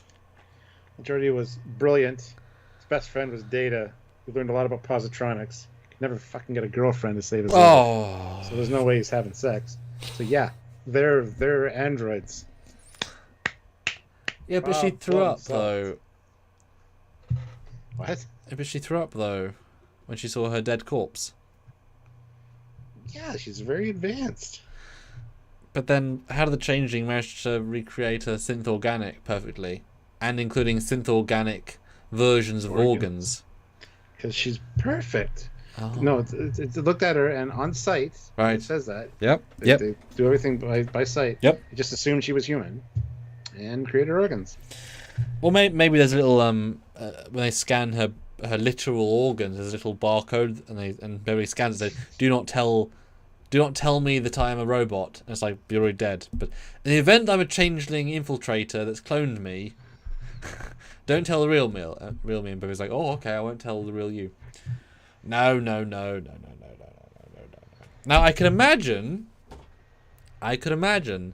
that there might be a scene where there is a version of Data at the museum for tour guides, a hologram version. Yes. because that would make sense. I mean, certainly Joy loves holograms. He could have Reg help program him to be very advanced, or the EMH, whatever, and then he could live out and hang out with Geordie as much as he wants with his kids, whatever. Joy, Data died to protect everybody. I don't think it's any radical thing to bring him back in a hologram form. You literally play with Leonardo da Vinci on the holodeck. It's something they do. This is not ridiculous. So, a single scene with Brent as Data, and then you have a scene where you've got Data and Geordie talking, hologram Data, and Lore walks in, and we're like, and Lore's like, ugh, him again. What, brother? And like, have this lovely intercontext, because many Brents is a trope, right? And you have that full, we're doing it, we're masturbating with Data, we're doing it, 1D aged, single sequence, we don't need it. I mean, that would be perfect. Masturbating with Would Data. it though? Yeah. Because then you've got Data, and you have fun with Lore, and you get to see, and then Lore can explain, really? You use him to taunt me? What do you mean, Lore? Yes, just because I became good after I heard my brother died to save the universe. I'm not taunting him, chatting about chess. Yeah. Like, exposition. Yeah. That'd be great. I'd write that. That'd be fun. Well, Alex Biddle says, I love watching you guys. I usually listen to you while I work through my Star Trek Online. If I could afford super thanks, I'd pay you thousands. We wish you could as well. That'd really help us. Thank you for listening. How long have you been listening to us? Yeah, let us know. Yeah, just being here, being part of the community does mean a lot to us. It's full of Brents, yes. Yeah. We value you guys just being here. Actually, I'm going to do one poll to. And speaking up, what? We haven't done a poll yet, have we? That's evil. 164 likes. 163 likes. Somebody just took a like away, or they were trying to hit like more than once. Oh, and that's 164 again. There you go. 224 people here. Hit that like button. Let's try to get up to 180 likes. I think we can even hit 200 likes. So let's aim for that. Let's see if everybody that's here right now that hasn't hit like hits like how high we can get. I'm gonna guess 203. Go. Hit like. And I'm gonna go Price is Right and say 204. Let's see who's right, Stuart. Oh, without going over. Yep. All right, let's see what's going on here. Is the AI at Daystrom Lore, Moriarty, or something else? Dun, dun, dun. Pretty straightforward, but worth asking. Nick T. So, Daystrom Station is secretly Section 31 HQ.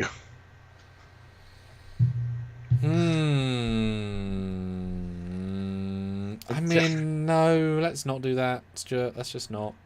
I mean, no offense or anything to Section 31, but also no. Jessica Butler is playing STO right now. See, I would play STO while we did these lives too, but then I'd have to concentrate on two things at once. And I can't even concentrate on one thing at once. So. Yes, because you've both got to be funny, clever, interesting, handsome, debonair, smart, well, handsome sexy. Just come naturally. That's fine. I could do. I'll just be there. Like I said, you have to try and be handsome, debonair. Wow. Not a bad account. $2. Bring back Admiral Chekhov or Admiral Tuvok. I know, pissing me off. Renegades reference. Mm-hmm. I want it too. It fitted so well, Stuart. It fitted so well. Mostly. Alex Biddle says, been listening for years. Thanks for the shout out. My heart skipped a beat there. Sorry, Alex, get back to work doing Star Trek Online things. Yeah, save the universe. One fleet battle we murder 5,000 ships at a time, because that's what all STO is. Save the galaxy via murder. What? Nothing. Yes, there's a lot of that in STO. But yes, thanks for being here, chatting, discussing, theorizing with us. I mean, I feel like we must have got the answer at some point in this live. We've thrown out a few alternate ideas here, but I mean, somewhere here, it's going to be like, aha! We have it recorded for posterity, so we can go back and look to see if we were right. Or, yeah. Which is funny, because if we did get screeners, we'd be literally throwing out like 5 ideas. We'd have to, like, if we had screeners, we'd have to literally like pre-discuss 5 ideas. Yeah, we could do 5. One of these is accurate. The rest are not. You guys, it would be like fact or fiction with Jonathan Frakes. One of these stories was fact. The rest were fiction. You decide. Wouldn't that be a real slap in the balls? Why did that make you laugh so much? That's funny. It's the English accent, Stuart. I think it was. The bluntness of my genius, Stuart. Right? Yeah. Oh, sure. Good. Oh, good. You are genius. You are British. That doesn't sound genuine. You're Canadian and sarcastic. Wait, yeah, no. There must be American in you coming out. You're a criminal mastermind because you're British. So the mastermind implies genius. But you are evil and criminal at the same time. So maybe I'm criminally handsome. That is inaccurate. Although the haircut looks nice. Oh, thank you. Appreciate that. Yeah, we had to push filming for the other project to sometime in the summer. So I was like, right, well, my hair is ridiculous for that role. I'm going to get a haircut then, because it's ridiculous for that role. Oh well, that's okay. Well, Samuel, though, throws in $5. He's back! My namesake. Please pick a different name for the live chats, Samuel. I always jump in. If y'all got to decide, should each uniform variation be assigned to a specific ship, class, or should the captain get to pick one for their ship? Oh. Me and him will have very different answers. I would say I actually really like the different ship classes or mission profiles having different uniforms would be mine. The captain's picking, I like that, though, kind of, too. It's tricky. First of all, I would like a sense of uniformity. Thank you. That I think is important, first of all, to get a sense of, okay, this is the standard uniform of the fleet. A genuine, concerted effort to feel that way. Once you have that, then you can play around with having variants that are fun. But with not having that, who's to say, right? Everything's just kind of everywhere. So,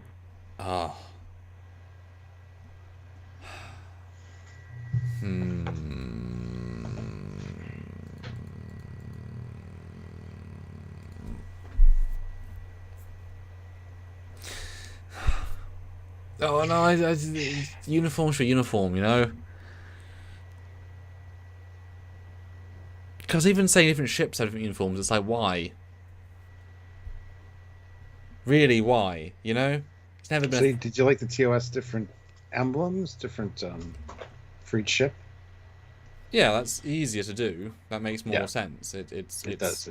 It's having a different patch. It's just a patch that it's a patch, right? Yeah. A uniform is very specific, but there's no functional reason for that.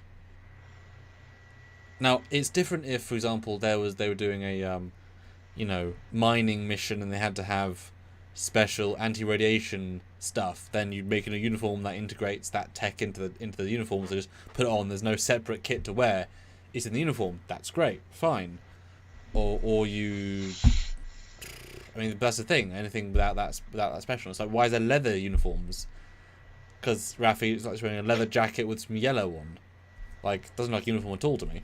Looks like a biker jacket with some. It's a fan design, right? It's a leather jacket with yellow on. That's it.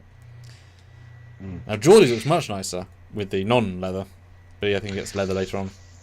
Well, I would like to say that I have won the like war because we got 195 likes, which is closest to 203 without going over.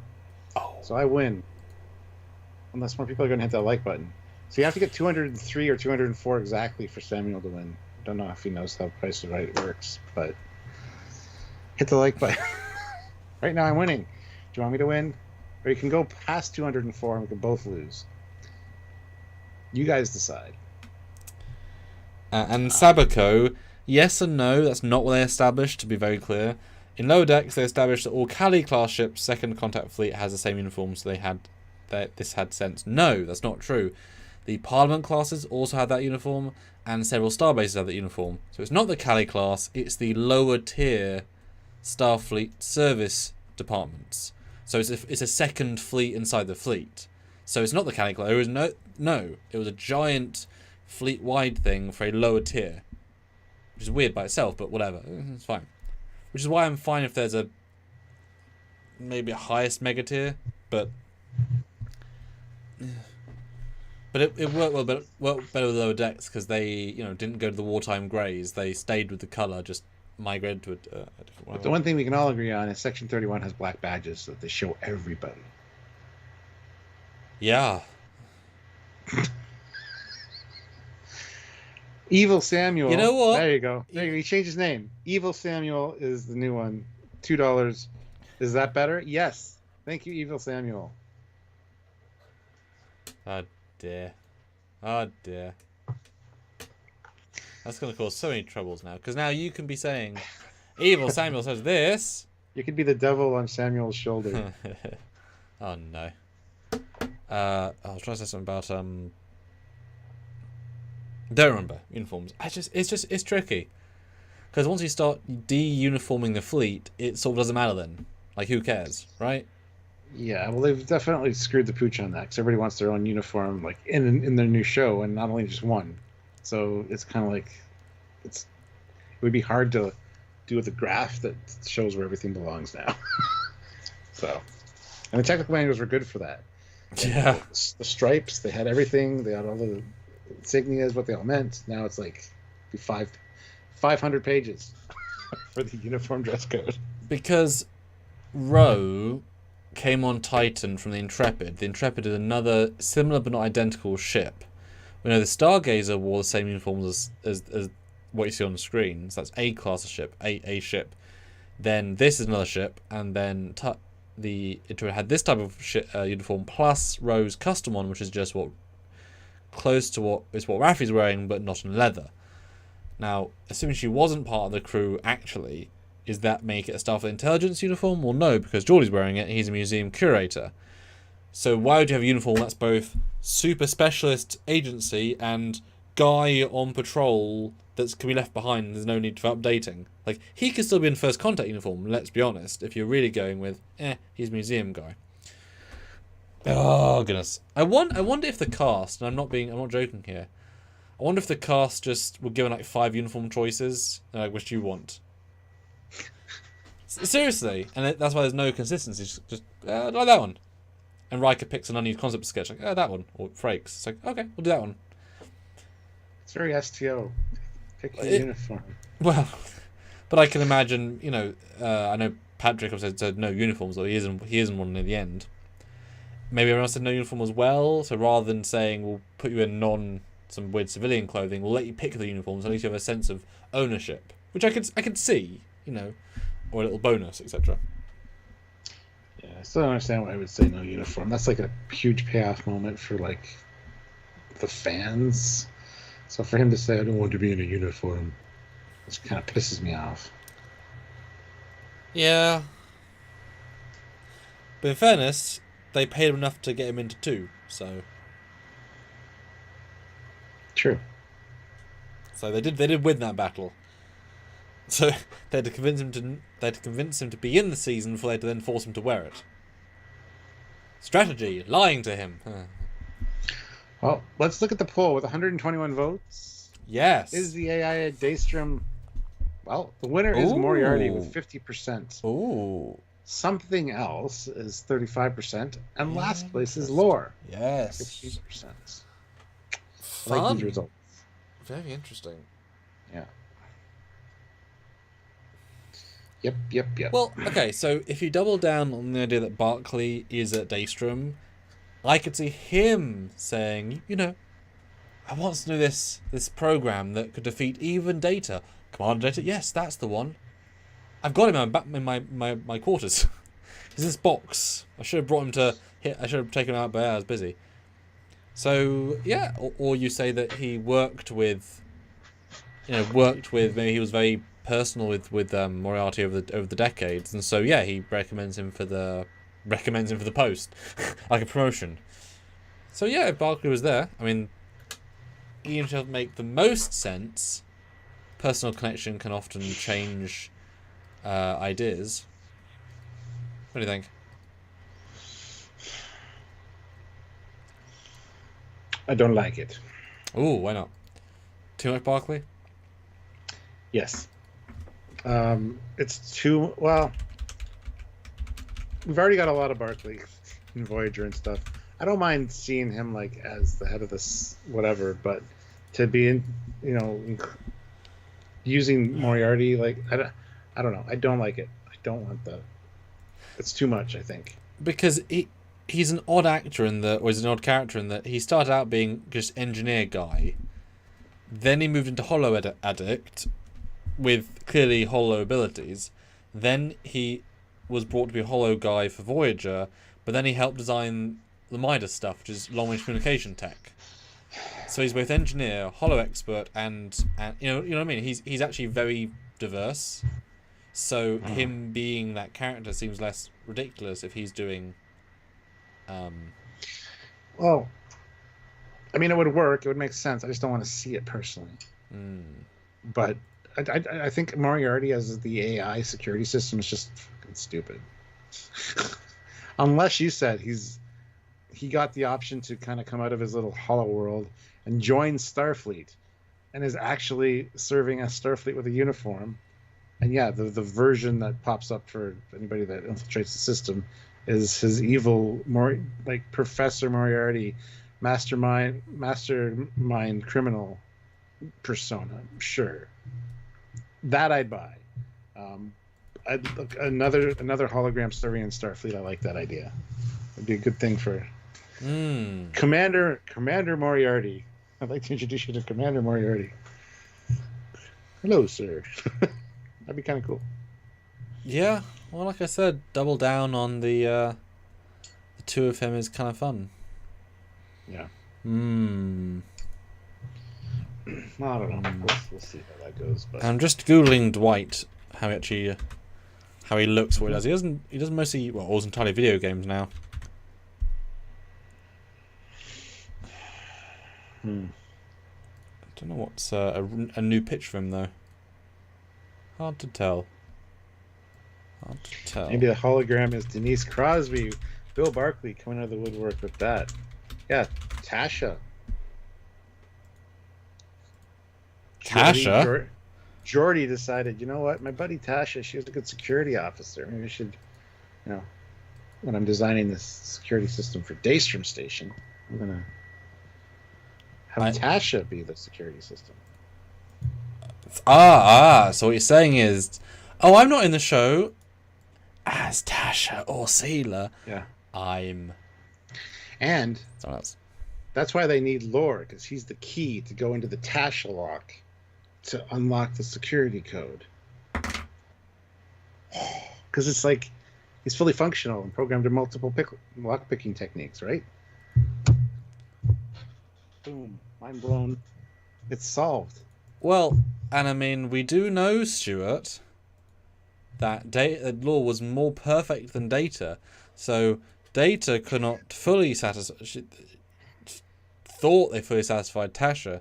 And so only Lore, who is more perfect, could fully satisfy a perfect hologram recreation of Tasha. So basically saying 1 + 1 equals going inside 2. I get it. Exactly, yeah. The holo program, I mean. Going inside the holo program. Yeah. In the system, yeah. Just shoot those 1s and 0s into the program, Stuart. Just shoot them at high speed. Yeah, the Doctor, Keymaster, and Gatekeeper. Yes, exactly. Ozzy throws in $2. Awesome haircut, great koala. Great koala to the sky. Yes. And it's true. We've now... Cosmo. Holo emitter. We have now fully canonized mobile emitters. Yes, they did, yeah. And that's a perfect... Oh my god, that's a perfect setup for there being holographic crew members in the next episode. Legacy people. That's perfect, yeah. Ooh. Then you can have... Imagine they bump into Data in TNG costume on the museum with a mobile emitter. It's like, oh, come on, Data? Yes, Captain? Oh, I'm not really Data. I'm a hologram, blah, blah, blah. And it's like, sorry, turn them off, Or Data, can you just turn yourself off for a minute? And then and then technically we got them all. That's pretty good. That's pretty good. And they find Lore. Lore shows up out of nowhere. He was gone for years. And they're like, we use Data's program for the hologram, plug it into the Lore, and get Data back for reals. Zool is the AI. There is no Daystrom, there's only Zool. That's great. There is no Daystrom. Wait, there's no Vadik, there's only good Zool. The face, I'm Zool. Speaking of, who the hell is that guy? Anyway. Oh, goodness. Yeah. There's some fun stuff in this one. I mean, I'm expectations are medium for me, Stuart, because I know visually there'll be some cool stuff. It's story that's important, and it could take it in so many good directions. But at the very least, we're going to get more good character moments, because how many conversations have we had between legacy people, between either Riker and, any of them, right? Have any of them been bad? I don't think so. So we're going to get Worf and team and Geordi and team in some fashion. So just that, by very, very own thing, should be fun. But guys, put in the chat right now, what are you most excited to see if we assume we're going to see Daystrom and we assume we're going to see the museum? What are you most excited for? Let us know in the chat right now. And guys, I think final super chat time. I think we're at that point. We'll have to get a final boost if you guys are around. Let us know what you think. Yeah, final super chat slot. Also hit that like button. We have 223 likes, which is amazing. Let's see if we can hit 250. I know it's a bit of a stretch, but you never know who's out there that hasn't hit that like button. So you can save us. Try to get us to 250. Go for it.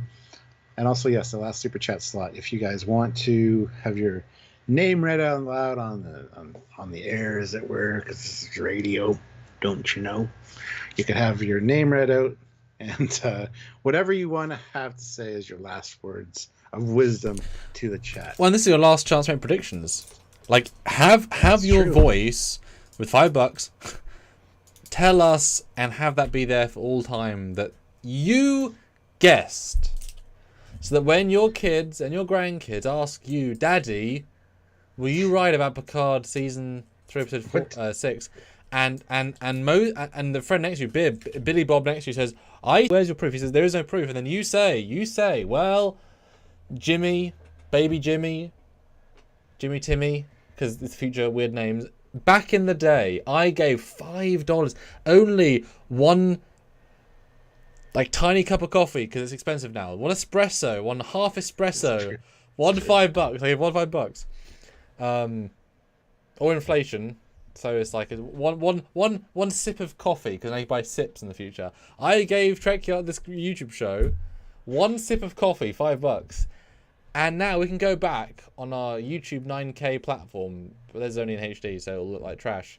And it won't be in 3D or smell-o-vision. But you will see that your dad, he guessed the real plot of Picard season 3 episode 6. There'll be internet proof forever. And your $5, that one sip of coffee, for little Timmy Tab Diblob, it's his pet name. It's right there, Stuart. I'm not telling you to do it, but for Timmy, do it. And Ozzy makes a good point. He says, they'll say, what is YouTube? 100%. It's like, what's MySpace? But all of the content of YouTube will be uploaded to whatever is coming next, and we're going to be out in the ether forever, all of us. Well, I think YouTube owns everything at that point. Google and YouTube, they'll... Google, YouTube, and Disney. Yeah. Come on. YouTube, Disney. Disney Tube. There you go. Disney Tube. Yes. Yes. Oh my goodness. So I guess nobody bought your very long. Nope, not a single person asking for a super chat. But it's okay. It's okay. I thought it was quite good. I thought I was committed well, but it's okay. Well, we won't be back tomorrow. We will have a video tomorrow, though, I think. Mm-hmm. But we won't have a live tomorrow, and I will see you guys on Thursday night for my first reaction to this episode. And it's promising to be a good one. We'll see. Mm-hmm. So join me for that at 10 p.m. Eastern Standard Time on Thursday. And, of course, join us on Friday for the full breakdown and review. I think it's fair to say that will be as long as it will be. Yep. So we'll get ready. And there may or may not be a Trekyards on Saturday. It's not quite up to me. I don't think it'll be Saturday. It might have to be Sunday. Well, like I said, it might be on Saturday. It's not up to me. It's up to the missus. We'll see. I have to do some negotiating. We'll see. Because we're excited to be excited with you guys. So, we'll see. That is in flux. But we will have a live Trekyards talking about the museum stuff at some point. Even if it's after the season is over. Yeah. Because if the museum has all the stuff we think it might have, it's going to be a long discussion and just having some fun Trekyardsing it up, talking about the cool stuff that we're going to see there. So yeah, one shot for every use of cannon. Oh my god. One shot for every legacy ship. Okay, that's a good way to do it. A sip for every gold ship, a gentle spoonful of absinthe for every statue of Zephyr and Cochrane, you know. That being said, I'm going to be drinking on Thursday night with mine, so if you guys want to come and... Oh! I think it's something cool so you guys can, like, you know, participate and get me drunk. But part of why I'm saying Saturday, guys, is that Maria's here. My girlfriend sort of insisted she'd be here. Yeah. You know, women, we love them. Sometimes they say we're doing something. It's like, okay, no choice. Okay, cool. So obviously I said, hey, you guys, let us know in the chat right now. Would you want to see Marie, my other half, who's only done one live in 6 years of lives? Would you want to ask her questions, join in, say hi? You know, I'm sure she has deep dark secrets.